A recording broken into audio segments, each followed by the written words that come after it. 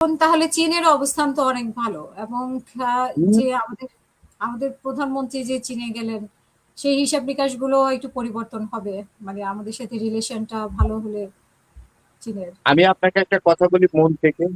হুম আমাদের মাননীয় প্রধানমন্ত্রী জনাব তারেক রহমান যে চীনে গেলেন, এই সফরের কোনো বিকল্প নাই। এটা হুম অত্যন্ত সময় উপযোগী একটা সফর। কারণ আমরা তো দেখছি কি হচ্ছে। আপনি হুম পরশুদিন আমাকে ইন্টারভিউ করেন, হুম আপনি হুম যেমন করেন প্রায় প্রায় আমাকে প্রায় একদিন পর পরই করেন।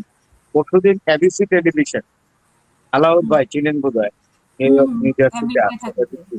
এবিসি চ্যানেলে আমাকে ইন্টারভিউ করেছে একা, এবং ইন্টারভিউ শেষে উনি বলেছেন, আমি মন্ত্রমুগ্ধের মধ্যে আপনার কথাগুলো শুনলাম, যদি ওইটা আত্মপ্রচার হয়ে যায় মাফ করবেন। এটা আমি আত্মপ্রচার পছন্দ করি না, আপনি নিজেও জানেন। উনি যেটা বলেছে আমি সেটাই বলেছি। হুম হুম আপনি হুম বলেন যে এই আমাদের প্রধানমন্ত্রী তারেক রহমান উনি কোন দেশে ভিজিট করতে যাবেন, এটা বাংলাদেশের প্রধানমন্ত্রীর একটি, উনি চয়েস করবেন। এখানে অন্য কোনো রাষ্ট্রের তো কমেন্ট করার কোনো প্রয়োজন হুম আছে কি না উচিত? হুম এখন ভারতের প্রধানমন্ত্রী নরেন্দ্র মোদী কোন দেশ ভিজিট করবে এটা কি আমাদের কাছে বলে যাবেন? আমরা হুম এটা চাইও না, বলে যান। তাহলে আমাদের প্রধানমন্ত্রী কোন দেশ ভিজিট করবেন কোন দেশের আগে, সেটা তো আমাদের প্রধানমন্ত্রী আমাদের সরকারের একটি।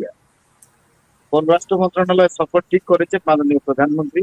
আগে সফর করেছেন মালয়েশিয়া, সেখানে আমাদের আছে, মেন পাওয়ার আছে, তাদের একটু তাদের বিষয়ে আলাপ করা জরুরি ছিল।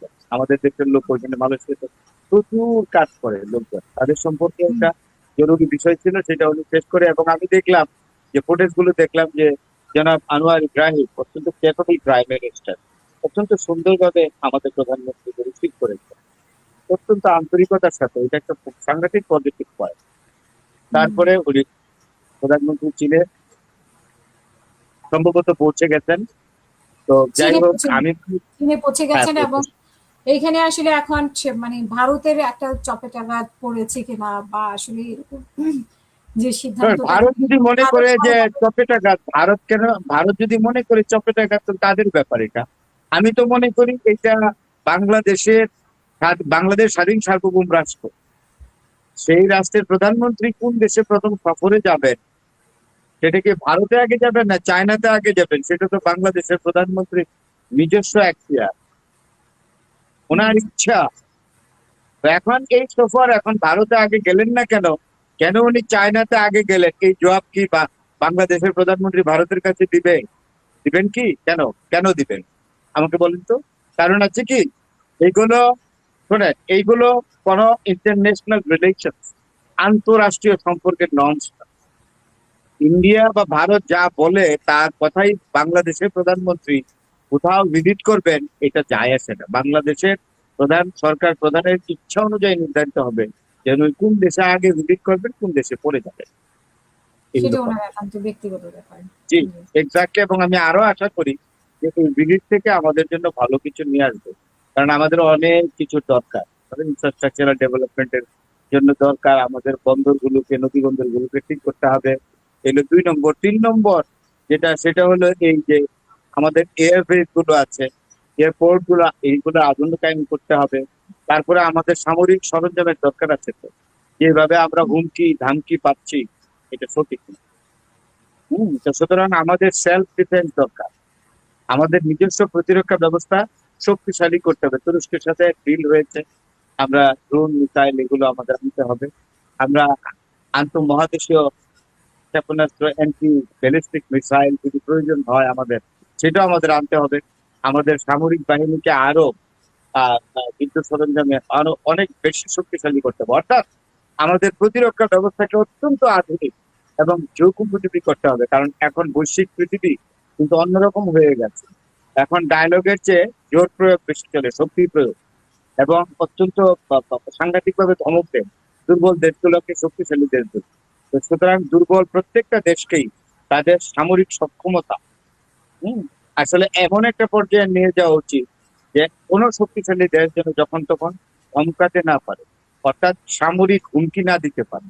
সুতরাং বাংলাদেশ, আমরা 19-20 কোটির একটা দেশ, আমাদের জিওগ্রাফিক্যালি হয়তো অনেক দেশের চেয়ে ছোট, ডেমোগ্রাফিক্যালি আমরা অনেক বড় দেশের চেয়েও বড়, তো জনসংখ্যার বিবেচনায়। সুতরাং এই দিক থেকেও বিবেচনা করলে আমরা অবশ্যই আমাদের সামরিক সক্ষমতাকে প্রথম শক্তিশালী রাখবো এবং যুগোপযোগী করব। ভবিষ্যতে যেন আমরা কোন রকম সামরিক হুমকির মোকাবেলা যেন আমরা শক্তিশালী ভাবে মোকাবেলা করতে পারি, এটা খুব জরুরি।